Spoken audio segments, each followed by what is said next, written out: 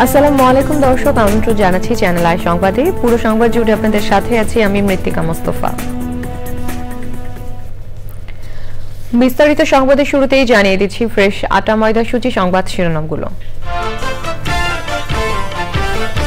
গত 15 বছরে আওয়ামী লীগ এক ফোঁটা পানিও আনতে পারেনি বলে বিএনপির অভিযোগ। তিস্তা পাড়ে নদী রক্ষা কর্মসূচিতে লাখো মানুষ। সংস্কার করতে হলে রাজনীতিবিদদের দিয়ে করতে হবে বললেন তারেক রহমান। নির্বাচনের যত দেরি, ষড়যন্ত্রের ডালপালা ততই বাড়বে সতর্কতা।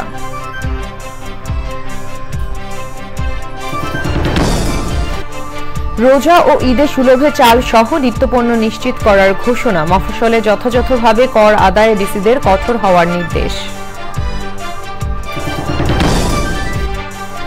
এবং ফেনীতে ভয়াবহ সড়ক দুর্ঘটনায় 6 জন নিহত ও আহত 9 জন। পিকআপ ভ্যানে কাভার্ড ভ্যানের ধাক্কা।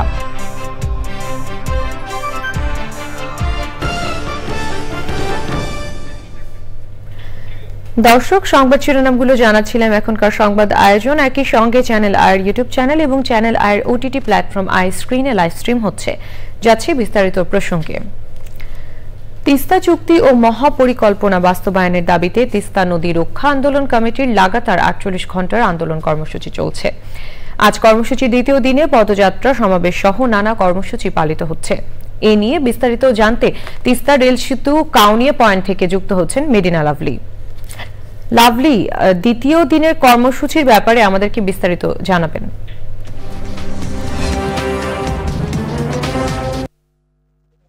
আপনি যেমন বলছিলেন, তিস্তা নদী রক্ষা যে আন্দোলন কমিটি, সেই কমিটির আহ্বানে এই দুদিন ব্যাপী লাগাতার কর্মসূচি, অর্থাৎ 48 ঘন্টার যে লাগাতার কর্মসূচি, তিস্তা বাঁচানোর লক্ষ্যে এখানকার সাধারণ মানুষ এই আন্দোলনে নেমেছেন। এবং আপনাকে বলি যে এই আন্দোলনের মধ্য দিয়ে যে গতকালকে রাতে যে প্রান্ত থেকে মানুষজনরা এই পয়েন্টে এসেছিলেন, তারা কিন্তু সারা রাত না ঘুমিয়ে বিভিন্ন কর্মসূচি পালন করেছেন। তারা গীতিনাট্য, তারা জারি সারি নাটকের মাধ্যমে এই যে তিস্তার যে জীবন রেখা, অর্থাৎ মানুষের সুখ দুঃখ কষ্টের যে বিষয়টি, সেটি তুলে ধরা হয়েছে। এখানে এই পয়েন্টে আমি দেখতে পেয়েছি বিএনপির যিনি এই কাউনিয়া উপজেলা যিনি সভাপতি আছেন, এমদাদুল হক ভরসা। আমি তার কাছেই জানতে চাচ্ছি যে আপনাদের আজকের কি কর্মসূচিগুলো আছে। আজকে আমাদের কর্মসূচি, আমরা সকাল 10টা থেকে আমাদের একটা প্রায় 20,000 লোকের এখানে খেটে খাওয়া গরিব কিছু মানুষ আমাদের সঙ্গে আজকে সমবেত হয়ে আমরা বিশাল একটা র্যালি করব। সেই র্যালি পুরা তিস্তা এলাকা আমরা প্রদক্ষিণ করব। এরপরে আমরা কিন্তু আমাদের প্ল্যাকার্ড নিয়ে আমরা পানিতে নামবো। আমরা পানিতে নেমে আমরা প্রতিবাদ করব। আমাদের পানির ন্যায্য হিস্সা দিতে হবে। এটা হলো আমাদের আজকের কর্মসূচি। এরপরে আমাদের থাকতেছে বিভিন্ন প্রোগ্রাম থাকতেছে, যেমন আমাদের মশাল প্রোগ্রাম আছে, যেমন আমাদের এলাকার কৃষকেরা হাডুডু খেলবে, দাঁড়িয়া বান্ধা খেলবে, সেঙ্কুল টানটা খেলবে, এইভাবে খেলাধুলা দিয়ে তারপর আমরা বিকাল 5টায় আমরা আমাদের পার্টির চেয়ারম্যান ভারপ্রাপ্ত তারেক রহমান আমাদের সকলের সামনে লাইভে এসে উনি সবার সঙ্গে কুশল বিনিময় করবে এবং বক্তব্য দেবে। মৃত্তিকা, শুনছিলেন যে বিকেলের যে কর্মসূচি রয়েছে, অর্থাৎ বিএনপির যিনি ভারপ্রাপ্ত চেয়ারম্যান আছেন তারেক রহমান, তিনি অনলাইনে যুক্ত হয়ে তিনি কথা বলবেন এখানকার মানুষদের সঙ্গে। এবং তিস্তার যে পরবর্তী তিস্তা নদী রক্ষা আন্দোলন কমিটির যে পরবর্তী কর্মসূচি, এবং সেই সারা রাত ধরে কর্মসূচি চলবে এবং আগামীকাল সকালে তারা নিজ নিজ জায়গায় ফিরে যাবেন, এমনটি জেনেছি আমরা। মৃত্তিকা, ধন্যবাদ আপনাকে। বিএনপি মহাসচিব মির্জা ফখরুল ইসলাম আলমগীর বলেছেন, আওয়ামী লীগ গত 15 বছরে বাংলাদেশকে ভারতের কাছে বেচে দিয়েও তিস্তার এক ফোঁটা পানি আনতে পারেনি। তিস্তা নদী রক্ষা আন্দোলন কমিটির সমাবেশে তিনি বলেন, এখন বাঁচা মরার নতুন লড়াই শুরু হয়েছে। তিনি আরো বলেন, ভারত একদিকে পানি দেয় না, অন্যদিকে বাংলাদেশের শত্রু হাসিনাকে বসিয়ে রেখেছে। মনির হোসেনের ক্যামেরায় বিস্তারিত মইনুল হাসানের রিপোর্টে। জাগো বাহে তিস্তা বাঁচাই স্লোগানে একই সাথে লালমনিরহাট, কুড়িগ্রাম, নীলফামারী, রংপুর ও গাইবান্ধা জেলার 11টি পয়েন্টে সমাবেশ, পদযাত্রা, সাংস্কৃতিক পরিবেশনা করছে তিস্তা নদী রক্ষা আন্দোলন কমিটি। টানা 48 ঘন্টা এই কর্মসূচি উদ্বোধন করেন বিএনপির মহাসচিব মির্জা ফখরুল ইসলাম আলমগীর। কর্মসূচি বাস্তবায়নে তিস্তার বুকে মঞ্চ তৈরি, খাবার ব্যবস্থা ও তাঁবু টানিয়ে রাত্রি যাপনের ব্যবস্থা করা হয়েছে। তিস্তা ব্রিজ পয়েন্টে নদীর পানির ন্যায্য হিস্সা আদায় ও মেগা প্রকল্প বাস্তবায়নের দাবি তুলে ধরেন বিএনপির নেতারা। কর্মসূচিতে মির্জা ফখরুল ইসলাম আলমগীর বলেন, তিস্তা বাঁচাতে আন্দোলন শুরু হয়েছে, দাবি আদায় না হওয়া পর্যন্ত এই আন্দোলন চলবে। সীমান্তে গুলি করে হত্যা বন্ধ করেন, আর আমাদের সঙ্গে বড় দাদা মতন যে আচরণ সেটা বন্ধ করেন। আমরা আমাদের পায়ের উপরে দাঁড়াতে চাই। অন্তর্বর্তী সরকারকে ভারতের কাছে তিস্তার ন্যায্য পানি চাইতে হবে জানিয়ে মির্জা ফখরুল ইসলাম বলেন, বিএনপি নির্বাচন চায়, কারণ নির্বাচন দিলে দেশে স্থিতিশীলতা আসবে। সরকারকে পরিষ্কার করে বলতে চাই, অন্তর্বর্তীকালীন সরকার কথায় তো বলেন যে আপনার নিরপেক্ষ, তো নিরপেক্ষ কিন্তু এই জায়গায় থাকলে চলবে না। এই জায়গায় আপনাকে মুখ খুলতে হবে, ভারতকে বলতে হবে যে আমার পানির ন্যায্য হিস্সা আমি চাই। আর আপনি যেহেতু অন্তর্বর্তীকালীন সরকার, খুব তাড়াতাড়ি নির্বাচনটা দিয়ে জনগণের সরকারের হাতে ক্ষমতা দেন। তিস্তার মহাপরিকল্পনা বাস্তবায়নের মাধ্যমে উত্তরবঙ্গের মানুষ নতুন করে বাঁচার সুযোগ পাবে। বাংলাদেশ ভারতের দীর্ঘ তিস্তা চুক্তির প্রক্রিয়া, জলবায়ু পরিবর্তন, অপরিকল্পিত প্রকল্পের কারণে প্রাণ হারাচ্ছে নদী। সাধারণ মানুষের দাবি, নদী রক্ষায় কার্যকর পদক্ষেপ নিতে হবে এখনই। লালমনিরহাট তিস্তা নদীর পার থেকে মনির হাসান, চ্যানেল আই। বিএনপির ভারপ্রাপ্ত চেয়ারম্যান তারেক রহমান বলেছেন, সংস্কার সফল করতে হলে অবশ্যই রাজনীতিবিদদের মাধ্যমে করতে হবে। রাজধানীতে জুলাই আগস্ট ছাত্র জনতার গণ অভ্যুত্থানে আহত ফটো জার্নালিস্টদের সঙ্গে মতবিনিময়ে অনলাইনে যুক্ত হয়ে তিনি বলেন, নির্বাচন যত দেরি হবে ষড়যন্ত্রের ডালপালা তত বাড়তে থাকবে। রাহুল রায় রিপোর্ট। জুলাই আগস্ট ছাত্র জনতার গণ অভ্যুত্থানে শহীদদের পরিবার ও আহতদের পাশে দাঁড়াচ্ছে বিএনপি সমর্থক সংগঠন আমরা বিএনপি পরিবার। সারা দেশেই ক্ষতিগ্রস্তদের সহায়তা করছে সংগঠনটি। সোমবার রাজধানীতে ছাত্র জনতার আন্দোলনে আহত ফটো জার্নালিস্টদের সঙ্গে মত বিনিময় করে আমরা বিএনপি পরিবার। এ আয়োজনে লন্ডন থেকে অনলাইনে যুক্ত হন বিএনপির ভারপ্রাপ্ত চেয়ারম্যান তারেক রহমান। এই দেশের সংস্কার, প্রকৃত সংস্কারও যদি করতে হয় তাহলে অবশ্যই সেটি রাজনীতিবিদদের মাধ্যমেই করতে হবে।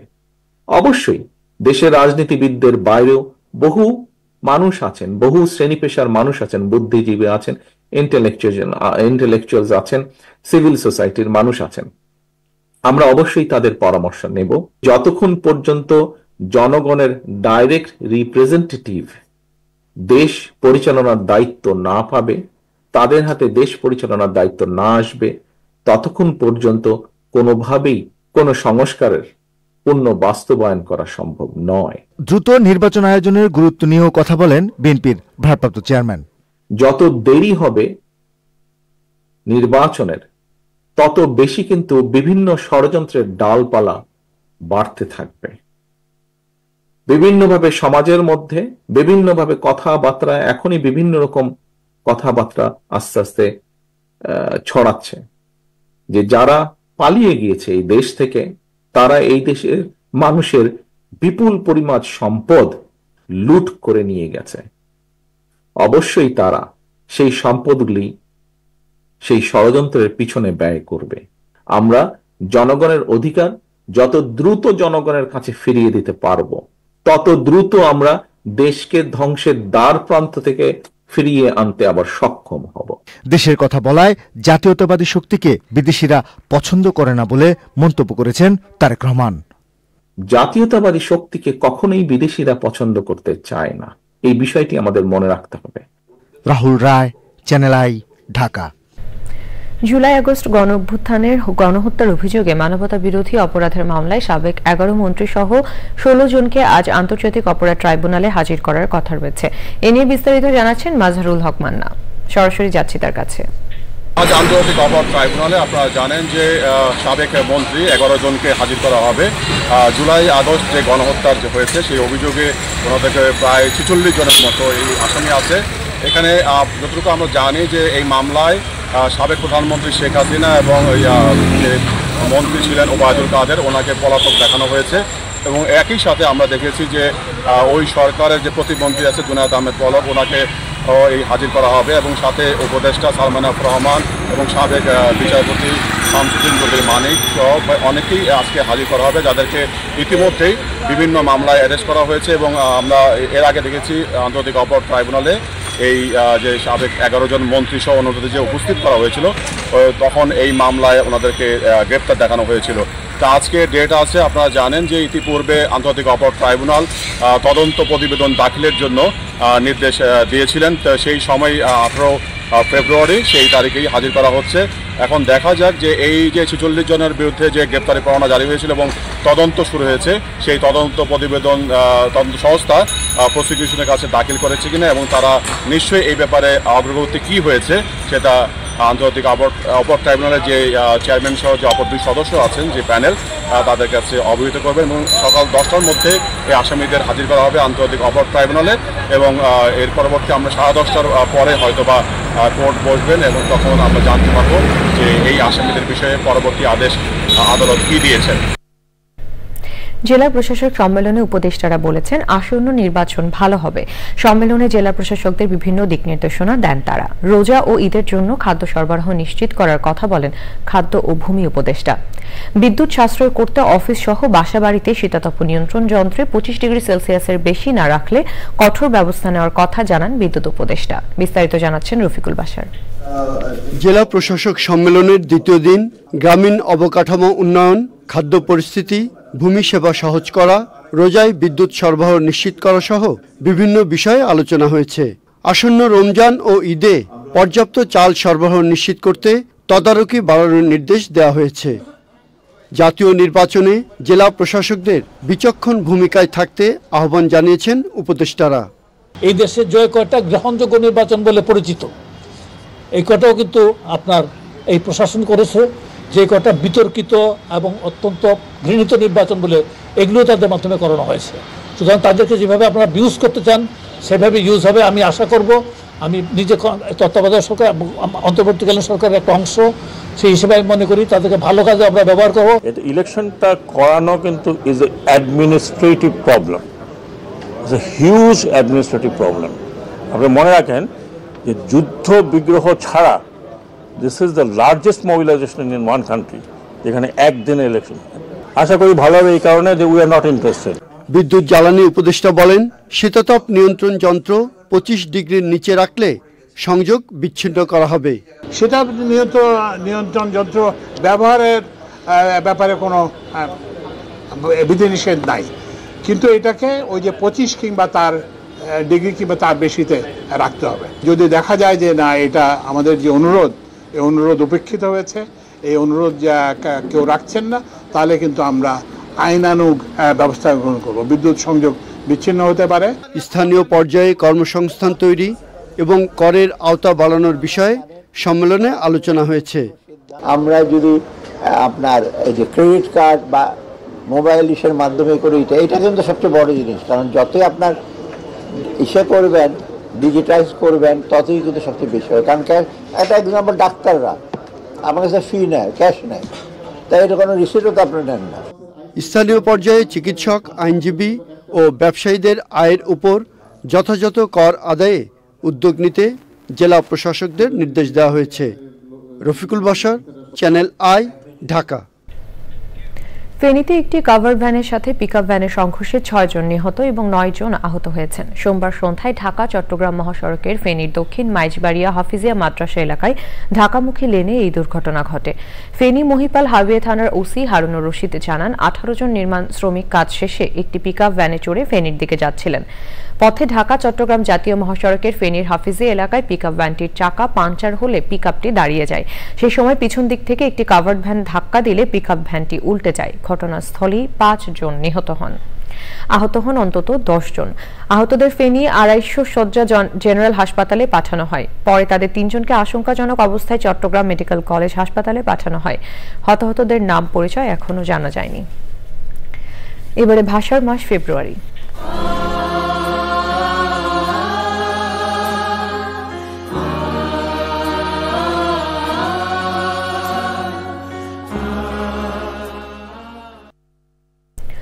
ভাষা সংগ্রামীদের নামে রাজধানীর 15টি সড়কের নামকরণ করা হলেও নেই পরিচিতি। সিটি কর্পোরেশনের ট্যাক্সের চিঠির ঠিকানায় ভাষা সংগ্রামীদের নাম উল্লেখ থাকলেও বিদ্যুৎ, গ্যাস ও পানির বিলে এসব সড়কের নাম নেই, রয়েছে কেবল নম্বর। সংশ্লিষ্টরা জানান, প্রচারের অভাব, দায়িত্বহীনতা ও অসচেতনতার জন্যই ভাষা সংগ্রামীদের নামে সড়কগুলো পরিচিতি পাচ্ছে না। মঈন হোসেনের ক্যামেরায় রিয়াজ ইসলামের রিপোর্ট। ভাষা আন্দোলনে অবদান রাখা ভাষা সংগ্রামীদের নামে রাজধানীতে 15টি সড়কের নামকরণ করে অবিভক্ত ঢাকা সিটি কর্পোরেশন। 2007 সালে সে সময়ের মেয়র সাদেক হোসেন খোকার হাত ধরে শুরু হওয়া এই উদ্যোগ এখন শুধুই নামফলকে সীমাবদ্ধ।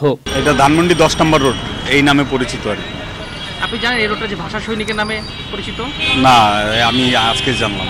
কাগজ কলমে বা লিখিতভাবে হয়তো ভাষা সৈনিকের নাম আছে, কিন্তু আসলে প্রচলিত না। এটা 10 নম্বর রোড নামে সবাই চেনে। ভাষা সংগ্রামীদের সন্তানরা বলছেন, কর্তৃপক্ষের উদাসীনতার কারণে এসব সড়ক ভাষা সংগ্রামীদের নামে পরিচিতি পাচ্ছে না। সরকার প্রিন্সিপাল আবুল কাশেম শহরের নামে যে রাস্তায় করছে বাংলাদেশের সামনে, যেটা দারুসালাম নামে পরিচিত, কিন্তু সেদিন আমি গেলাম, মাস 6 আগে গেছি, যাই দেখুন আবার ফলকটা নাই। এটা কতটুকু দুঃখজনক, অপমানজনক, সেটা ভাষা প্রকাশ করতে পারবো না। এটা অত্যন্ত দুঃখজনক কিন্তু আমাদের জন্য, যে আমরা লিখে দিলাম কাজী গোলাম মাহবুব সড়ক, কিন্তু কেউ জানতে পারছে না, আমাদের বলে দিতে হয়।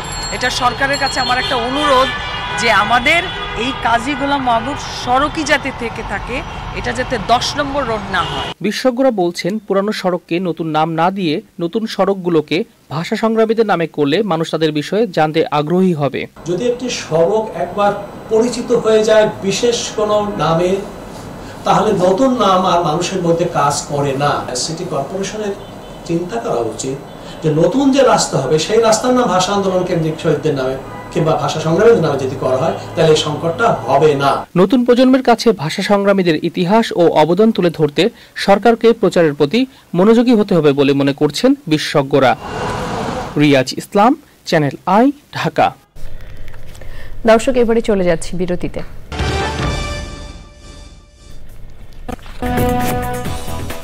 দর্শক, ফিরে এলাম বিরতির পর।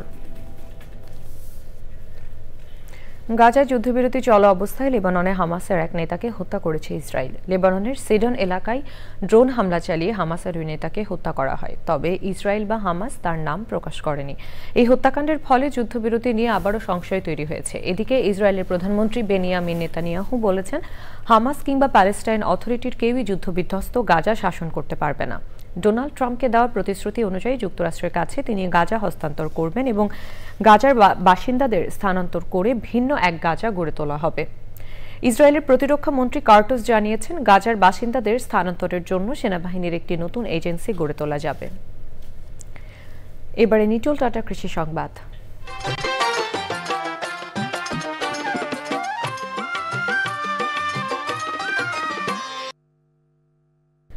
ভোলা সদর উপজেলার প্রায় সব ইউনিয়নেই হোগলা পাতার রশি বুননের কাজ করে স্বাবলম্বী হয়ে উঠছেন নারীরা।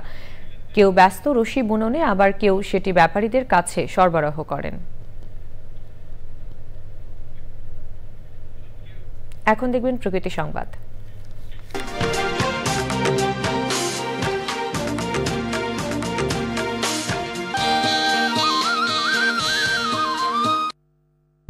মানব ধর্মের জয়গানে চলছে নরসিংদীর ঐতিহ্যবাহী বাউল মেলা। মেঘনা নদী তীরবর্তী বাউল আখড়াধামের যজ্ঞ ঘিরে বসেছে 500 বছরের পুরনো এই মেলা।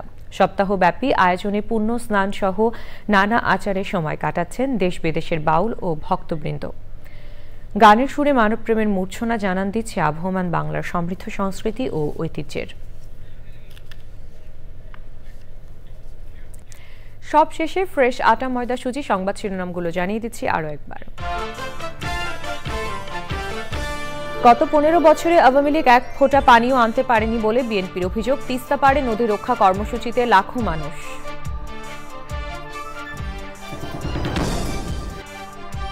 সংস্কার করতে হলে রাজনীতিবিদদের দিয়ে করতে হবে বললেন তারেক রহমান। নির্বাচনের যত দেরি, ষড়যন্ত্রের ডালপালা ততই বাড়বে সতর্কতা।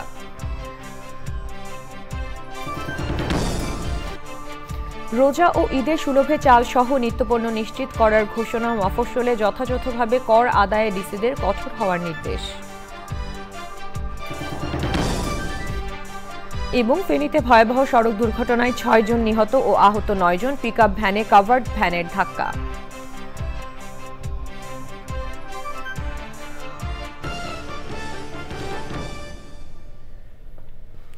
চ্যানেল আইয়ের সর্বশেষ সংবাদ জানতে ভিজিট করুন channelionline.com এবং যুক্ত থাকুন আমাদের সোশ্যাল মিডিয়া প্ল্যাটফর্মগুলোর সাথে। এই ছিল এখনকার সংবাদ। সবাইকে সাথে থাকার জন্য ধন্যবাদ।